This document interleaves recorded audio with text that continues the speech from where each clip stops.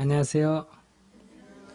부처님께서는 바이샬리를 떠나셔서 간타키 강을 지나서 그리고 북쪽으로 여행을 하셨습니다. 반다 마을을 지나고 하티 마을을 지나고 그리고 아빠 마을을 지나고 잠부 마을을 지나셨습니다. 그리고 보가나가라 마을에 이르셔서 그곳에서 머무셨습니다. 그때 부처님께서는 4대 교법에 대해서 말씀을 하셨습니다. 만약에 부처님께서 열반에 드신 뒤에 부처님이 계시지 않을 때 어떤 일이 벌어지겠느냐. 그 중에 하나가 이런 일이 벌어진다는 거예요. 어떤 비구가 이렇게 주장을 한다는 거예요. 존자여, 세종께 직접 나는 들었는데 이것이 법이다. 이것이 유리다. 이것이 큰 스승의 교설이다. 나는 그것을 듣고 그대로 수지하고 있다라고 이렇게 누가 주장을 한다는 거. 부처님이 열반은 드신 뒤에 부처님이 안 계시는데 어떤 비구가 내가 부처님께 이런 법문을 직접 들었다. 그래서 나는 그 들은 대로 내가 수지하고 있다. 이렇게 주장을 하는 경우가 있을 것이다. 그럴 때 어떻게 해야 되느냐? 넌 틀렸어. 그러면 안 돼. 이렇게 무조건 거부해도 안 되고 부처님께 직접 들었다니까 그래요. 아이고 그렇습니까? 이러고 무조건 받아들여도 안 된다. 그럼 어떻게 해야 되느냐? 오직 그 말의 착구를 잘 파악해야 돼. 그가 하는 말의 그 뜻을 잘 들어봐야 된다. 그리고 그 문구를 이미 내가 알고 있는 부처님의 말씀, 경하고 견주어 봐야 돼. 저 사람 말은 경이 없는 얘기인데 저 사람 말이 경 안에 그 내용과 같은 말이 있는가. 그리고 그가 하는 말이 부처님이 말씀하신 율에 합당한 말인가. 이것을 다 견주어 봤을 때 그 경과 율에 그가 하는 말을 찾을 수가 없다. 그런 얘기가 없다.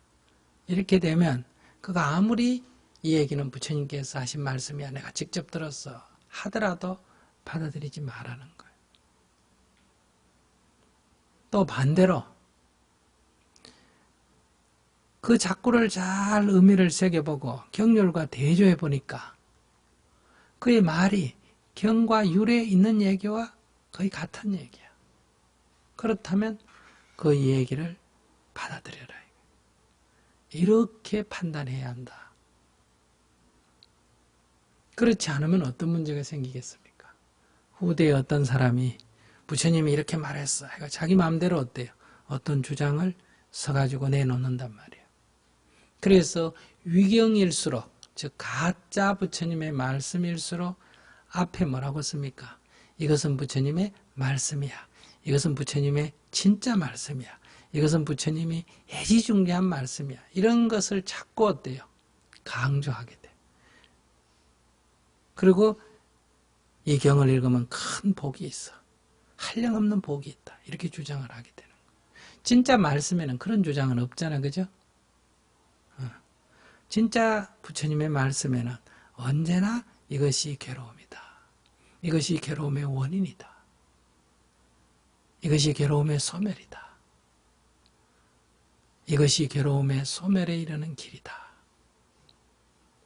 그러니까 현재를 있는 그대로 파악하고 그것이 어떤 원인에서 생겨났는지를 파악하고 그 원인을 어떻게 소멸할 거냐. 그래서 우리가 직접 행해서 그것을 경험할 수 있도록 다 법문이 그렇습니다. 그래서 부처님이 눈 있는 자 와서 보라 라고 말할 수 있는 것이 나의 법이다.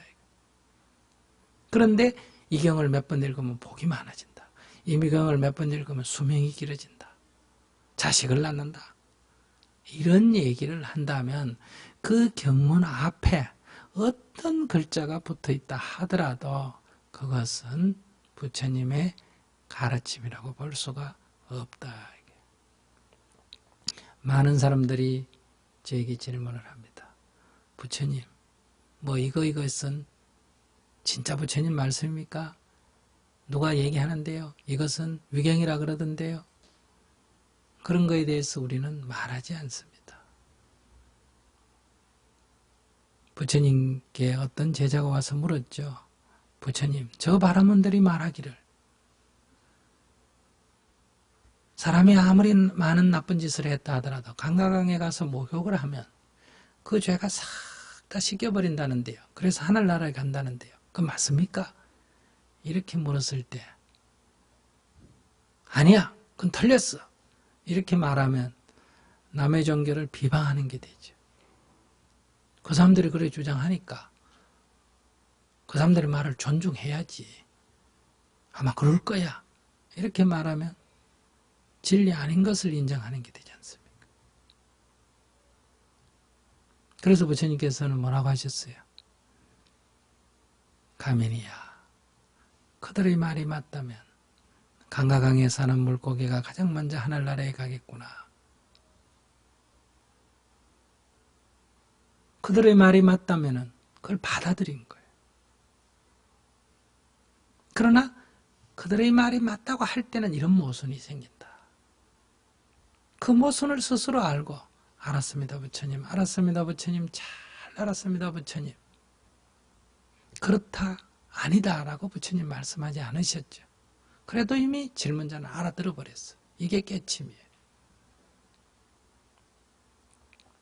그러니 여러분들이 법을 공부하는 자는 그 경문을 잘 읽어보면 이게 법에 합당한지 안 한지를 금방 알 수가 있습니다. 이건 누가 정해주면 저에게 와서 물었는데 그거 위경이요 이랬는데 다른 스님이나 다른 교수님한테 물었으니까 아니야, 그건 진짜야. 이러면 결론이 안 나잖아요. 그럼 제3자한테 가서 물어봐요. 거기 또 다른 답이 나와. 제4자한테 물어보면 또 다른 답이 나와. 그러면 여러분들이 이러죠. 아이고 골치 아프다. 불교는 왜 이리 복잡해? 이것이 남의 말에 의지하는 거예요. 깨달음이라는 것은 스스로 체험되고 검증되는 거예요. 불법의 근원이 어떤 건지, 즉 이것이 진리다라는 도장에 해당되는 게 뭐예요? 재행무상, 재법무하지 않습니까? 이 무상과 무아의 법칙을 경험하고 체험하게 되면 바로 우리가 괴로움에서 벗어날 수 있다. 열반적증에 이른다.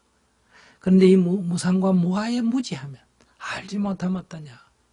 하는 일마다 다 괴로움이 된다. 그러니 그 가르침을 이 무상과 무아에 견주어 볼 때, 부처님의 연기법에 견주어 볼 때 이것이 진리인지 진리 아닌지를 알 수가 있어요. 어디 가서 빌면 복 받는다더라. 그게 진짜입니까? 그건 인과법에 어긋나죠. 지은 인연에 과보가 생긴다. 복을 지어야 복을 받는다. 복을 지어서 복을 받는데 어떻게 복을 짓지 않고 복을 받겠느냐. 그것은 인과법에 어긋나는 얘기지 않습니까? 이렇게 나쁜 일을 해놓고 부적을 하나 쓰면 재앙이 없어진다는데요. 그것도 인과법에 어긋나지 않습니까? 수행자라면 나쁜 인연을 지었으면 그 과보를 기꺼이 받아야 됩니다. 기꺼이 받아낼 때는 이미 그것은 과보가 아니에요. 그러니 복을 받으려면 복을 지어야 하고, 재앙을 받지 않으려면 계율을 지키고 재앙이 올 인연을 짓지 말아야 하는 거예요. 이미 지었거든 기꺼이 받아내야 되는 거예요. 이것이 수행자가 갈 길이다. 이게 법에 귀한 자가 갈 길이다. 그렇기 때문에 우리가 법문을 듣거나 책을 읽을 때 이게 법에 합당한지 안 한지를 여러분들이 알 수 있는 눈이 열려야 돼. 그 눈이 열린 게 뭐예요? 견도요. 견도. 그래서 바른 법에 귀의해서 법의 이치는 알아야 됩니다. 그 이치를 알기 전까지는 수행이라고 말하지 않습니다. 여러분들이 이곳저곳 가서 공부한다고 수행한다 그렇게 부르지 않습니다. 그건 헤매고 다니는 중이에요. 헤매고 다니는 중이다. 그래서 법에 눈 뜬 뒤라야 눈을 뜨고부터 그 다음부터 수행이란 말이 들어가는 거예요. 이치는 깨쳤지만은 행해지지 않죠. 그래서 이치를 알고 그 이치 따라 끝없는 부단한 연습을 하는 것이 수도다, 수행이다. 그래서 우리가 부처님 경전 지금까지 교화 사례도 보면 어때요? 부처님의 법문을 듣고 바로 눈을 뜨지 않습니까? 진리에 눈을 뜨지 않습니까? 그래서 수다왕가를 얻었다 이렇게 말하지 않습니까? 거기서부터 수행에 들어가는 거예요. 오늘 우리들은 부처님 법에 귀의해서 정진하지 않는다. 그렇기 때문에 니르바나를, 해탈을 경험하지 못하는 거예요. 그러니까 법이 얼마나 중요하냐. 내가 불법 안 만났으면 인생이 어떻게 됐겠느냐 하는 법을 만난 기쁨이 없다. 이 좋은 법을 스스로 깨닫고 우리에게 전해주신, 그래서 나를 깨닫게 해주신 그분에 대한 존경, 감사하는 마음이 없다. 또 이 좋은 법을 함께 닦아나가는 도반들, 불자들에 대한 믿음과 신뢰가 없단 말이에요. 왜? 내가 법을 만난, 법을 경험한 체험이 없기 때문에. 그래서 우리가 법에 귀의해야 된다. 이 굉장히 중요한 겁니다. 불자는 법에 귀의해야 한다. 법에 귀의해서 정진을 해야 이 괴로움이 사라지는, 번뇌가 사라지는, 분별심이 사라지는, 마음이 가벼워지는 이런 경험을 얻게 되죠. 그때 우리가 법 만난 것에 대한 기쁨이 생겨나게 된다. 천하가 어떻게 되든지 거기에 휩쓸리지 않게 됩니다. 천하가 다 기독교인을 하더라도 그런 데 휩쓸리지 않게 된다. 돈이나 권력이나 명예나 세력이나 이런 데 휩쓸리지 않게 되는 거예요. 경험하지 못하게 되면 휩쓸리게 되죠. 우리가 100명이 잠을 자는데 그 중에 99명이 잠들어 있고 한 명만 잠에서 깼어. 근데 그 잠자는 사람이 99명이 불이야하고 다 똑같은 잠꼬대를 했다 합시다. 그러면 깨있는 한 명이 그 99명을 따라갑니까? 아니죠. 잠꼬대 하네? 이러지. 비난하지도 않습니다. 그리고 99명을 다 깨울 수가 있습니다. 여기는 다수가 아닙니다. 흔들어 깨워준다. 그러면 눈을 뜨면 그들도 불이 난 게 아니라는 걸 다 알 수 있어요. 그러니 우리가 법에 눈을 뜨게 되면 흔들리지 않게 된다. 우리가 왜 이 사람 얘기 듣고 저 사람 얘기 듣고 자꾸 이렇게 흔들리느냐. 이게 좋을까 저게 좋을까. 이것은 아직도 견도가 열리지 않기 때문이다. 그래서 부처님께서는 바로 이 바른 법에 딱 근거를 해서 그런 것들을 판단해라. 그냥 누가 얘기한다고 무조건 따라가거나 또는 무조건 거부하거나 그래서는 아니 된다. 이런 얘기. 그리고 두 번째 또 사람이 와서 이렇게 주장한다는 거예요. 존자들이여 이러저러한 곳에는 장로비구 상수비구들 모임이 있는데 그 모임에서 나는 이것이 법이다, 이것이 율이다, 이것이 큰 스승의 교설이다 라고 하는 것을 듣고 그대로 수지하고 있다. 이렇게 주장하는 사람들이 있다.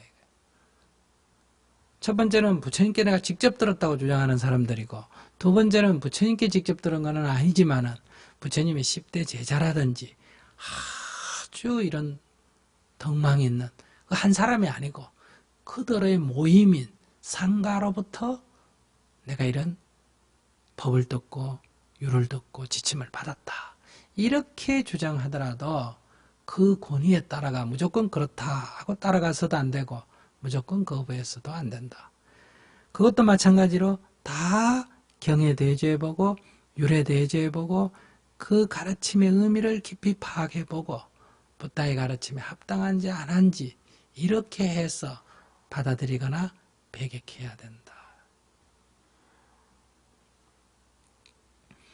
그리고 또 세 번째로 어떤 비구가 와서 이렇게 말한다. 존자들이여 이러저러한 곳에 장로 비구가 많이 머물고 있다.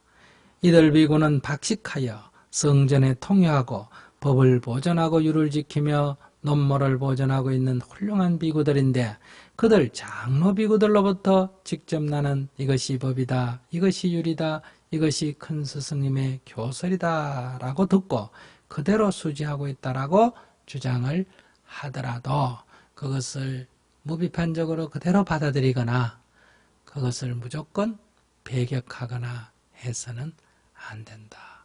그들의 주장, 그 작구를 깊이 음미해보고 그리고 연기법, 삼법인에 견주어보고 부처님의 5개, 10개 또는 250개 이런 계율에 다 대조해보고 아 그것은 합당하다. 이렇다면 받아들이고 그렇지 않다면 배격해라. 그러니까 어떤 권위에 의해서 맹목적으로 따라서도 안 되고 또 누가 주장한다 그래서 무조건 배격해도 안 된다. 네 번째, 존자들이여 이런저런 곳에 한 명의 장로비구가 머물고 있다. 그 장로비구는 박식하여 성전에 통효하고 법을 보존하고 율을 지키며 논모를 보존하고 있는 훌륭한 비구인데 그 장로비구로부터 직접 나는 이것이 법이다, 이것이 율이다, 이것이 큰 스승의 교설이다 라고 듣고 그대로 수지하고 있다. 이렇게 주장하더라도 그 말을 그대로 따라서는 안 된다. 또 무조건 배격해서도 안 된다. 이 말이에요. 그 얘기를 잘 들어보고 자꾸 하나하나를 다 새겨보고 그리고 경과 율화 대조해보고 그 진의가 경률에 맞다면 받아들이고 맞지 않다면 어때요? 버려라. 이것이 부처님께서 부처님이 계시지 않은 후대에 부처님의 말씀을 하고 빙자하거나 그렇지 않으면 어떤 상가에서 내려온 지침이라고 빙자하거나 그렇지 않으면 원로들의 말이라고 빙자하거나 그렇지 않으면 한 사람 훌륭한 스님의 말이라고 해서 오더라도 그걸 무조건 따라가나 무조건 배격해서는 안 된다. 즉 그런 권위를 갖고 얘기한다 해서 그런가 보다 하고 따라가서 안 된다 이 말이에요. 그리고 또 그 주장하는 사람이 신분이 하찮하다고 네가 뭘 하라 하고 무조건 배격해서도 안 된다. 내 마음에 안 든다고 배격해서도 안 된다. 그렇게 주장하는 사람이 있다면 그의 말을 잘 들어보고 작구를 음미해보고 그리고 그의 말을 경전과 일일이 다 살펴보고 계율에 맞는지 살펴보고 그래서 그 진의가 부처님의 가르침과 합당하다면 받아들이라 이런 얘기. 이 말은 부처님의 말씀이다. 이게 중요한 게 아니죠. 그 내용이 중요하다 이런 얘기예요. 그러니까 우리가 설령 다른 종교나 다른 학문, 다른 사상의 가르침이라 하더라도 어때요? 그 내용과 친의를 봤을 때 그것이 객관적 사실에 합당하고 그것이 부처님의 여러 가르침과 부합한다면 어때요? 우리는 그것을 받아들일 수도 있다. 또 반대로 이건 부처님께서 말씀하신 것이다. 이렇게 서두에 써놨다든지 주장을 한다고 하더라도 그 내용을 잘 살펴봤을 때 이것은 법에 합당하지가 않다. 이것은 경의 얘기와 다르고 율의 얘기와도 다르다. 이렇게 생각한다면 우리는 그것을 받아들이지 말아야 한다. 그런데 이 세상에는 그렇지가 않죠. 주로 형식이 어떠냐, 모양이 어떠냐, 누가 얘기했냐 이걸 갖고 판단하지 그 내용이 어떠냐라고 판단하지 않게 된다. 그런 데서 부처님이 계시지 않을 때 우리가 어떻게 진리를 판별하느냐. 대부분의 진리를 주장하는 사람들은 뭔가 역사적 사실을 내걸거나 다수를 내걸거나 전통을 내걸거나 이러지 않습니까? 그죠? 그래서 부처님께서는 진리를 검증하는 기준은 과거로부터 전승되어 오는 윤리나 도덕, 관습이나 습관, 계율이나 경전 이런 것에 의해서 무조건 이건 진리다 아니다 이렇게 주장할 수가 없다. 그 내용을 잘 살펴서 이것이 객관적 사실인가 이렇게 접근에 들어가야 된다. 그럴 때 우리는 진리를 검증하게 된다. 그래서 아무리 좋은 얘기, 언설이 장구가 있다고 하더라도 여러분들이 그 가르침을 따라 경험해보고 체험해보니 확실하더라. 이럴 때 그것이 여러분들에게 진리가 되는 거예요. 내가 경험되어지고 체험되지 않는 것은 아무리 진리를 하더라도 그것은 나에게는 아직 진리가 아니에요. 그건 아직 내가 확인을 못한 거예요. 내가 확인하지 못한 것은 배격하라는 게 아니라 확인하지 못한 것은 아직 보류 상태에 있어야 돼요. 법은 반드시 행하게 되면 여러분들이 경험할 수 있습니다. 그런데 이 어리석은 믿음, 미신이나 우상이라는 것은 그것은 확인되어질 수가 없어. 그건 너무나 막연한 얘기야. 죽으게 천당 간다. 그건 죽어봐야 알 일이야. 내가 확인할 수 없는 얘기. 그러니까 확인할 수 없는, 경험적으로 최종적으로 확인할 수 없는 얘기에 우리가 정신을 팔고 지금 살고 있는 거예요. 그러나 부처님의 가르침은 어떤가? 그것은 우리가 그 법대로 따라 행해보면 내 자신이 경험할 수 있어진다. 그래서 확인이 되어지는 거예요. 그래서 마음이 흔들리지 않는 거예요. 누가 주장을 한다고 하더라도. 바로 이런 좋은 법이 불법이고 이 좋은 법마저도 후대에 가면 또 다른 권위로 이런저런 부작용이 생길 위험이 있기 때문에 부처님께서는 자귀, 법귀를 말씀하셨고 여기서는 어떤 주장이 있다 하더라도 그 형식적 주장에 끌려가지 말고 반드시 그 작귀를 잘 음해보고 즉 그 내용을 잘 살펴보고 그리고 지금까지 우리가 배운 정법과 비교해서 합당한지 안 한지를 검토해보고 그래서 받아들이든지 배격하든지 해라. 무조건 받아들이거나 무조건 배격해서는 안 된다. 이런 좋은 말씀을 해주셨습니다.